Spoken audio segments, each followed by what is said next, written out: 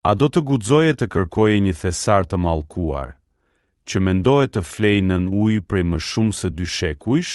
Ky është misteri i arit të Ali Pashtepelenës, një nga njerëzit më të fuqishëm dhe më të frikshëm që ka njohur historia shqiptare. Rreth viteve 1800, Ali Pasha sundonte Janinën si një mbret i vërtet.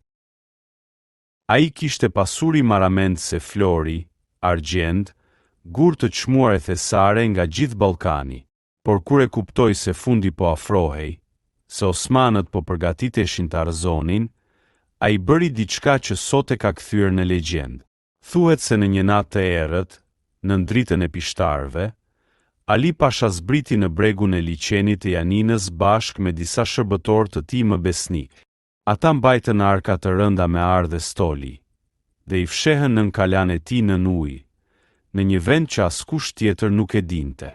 Kur gjithçka përfundoi, Ali u kthye nga shërbëtorët dhe u tha me një zë të ftohtë: kush do ta tradhtojë këtë sekret, do ta ruaj thesarin nga poshtë ujit.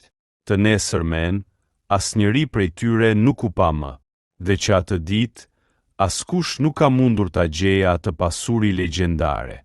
Zhytës arkeolog kanë kërkuar për dekada, por liçeni i Janinës nuk tregon sekretet e tij. Disa thonë se thesari është mallkuar. Të tjerë besojnë se Ali Pasha e zhvendosi në një tunel të fshehtë që lidh kalan me nën tokën. Por një gjë është e sigurt.